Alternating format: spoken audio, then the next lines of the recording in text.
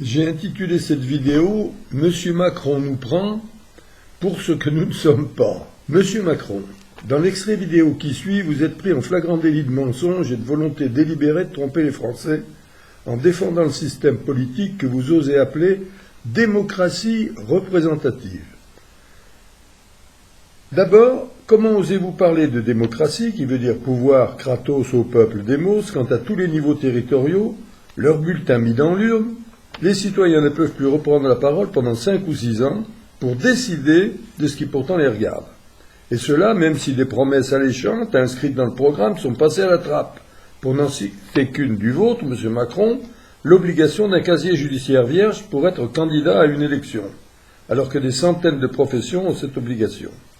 Les élus peuvent même faire le contraire de certaines promesses, sans aucune opposition possible ni sanction, afin de leur mandat de 5 ou 6 ans. Ensuite, comment osez-vous qualifier de représentative notre prétendue démocratie quand pour les législatives de 2017, d'une part, 60% des électeurs ont refusé de choisir un prétendu représentant, 57 d'abstention, plus 3% de blancs. Et d'autre part, quand la République en marche avec 6 millions de voix a obtenu 308 députés, alors qu'avec près de 3 millions, le Rassemblement national n'en obtenait que 8. Pour les dernières régionales, où est la représentativité quand moins d'un tiers des Français ont voté?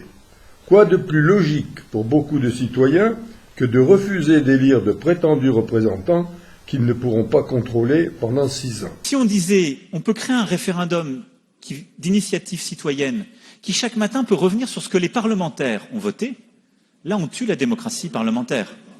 Non et non, Monsieur Macron. Instaurer le RIC ne tuerait pas la démocratie représentative pour la bonne raison qu'il vient d'être constaté qu'elle est déjà morte.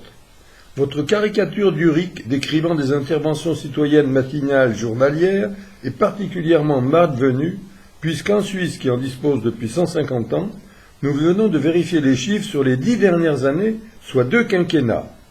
Malgré un seuil de déclenchement très bas à 1% des inscrits, seules 8 lois ont été abrogées. En France, depuis 2012 à juillet 2021, en 9 ans donc, 722 lois ont déjà été adoptées. Où serait le drame pour le système dit représentatif si 1 sur 100 était abrogée par le peuple devenu enfin souverain, comme le nomment nos voisins suisses? En Suisse, avec un seuil à 2%, seulement 4 lois d'initiative citoyenne ont été adoptées en 10 ans. Pour la France, cela ferait 4 lois citoyennes sur 800. Si le ridicule ne tue pas, à ce niveau, je pense qu'il devrait laisser des traces.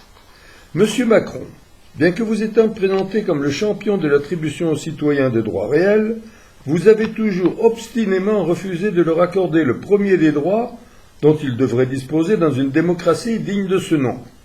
Le droit d'exercer réellement la souveraineté nationale qui ne leur appartient qu'en théorie seulement dans l'article 3 de la Constitution. Monsieur Macron, par votre refus du RIC en toute matière, vous portez l'entière responsabilité des nombreux dommages matériels et corporels causés par les dérives des manifestations des Gilets jaunes et par les dizaines de jours de grève des transports. Dans le système exclusivement représentatif que vous défendez, les citoyens, les syndicats, les collectifs ne disposent que de l'occupation de la rue pour tenter d'obtenir satisfaction.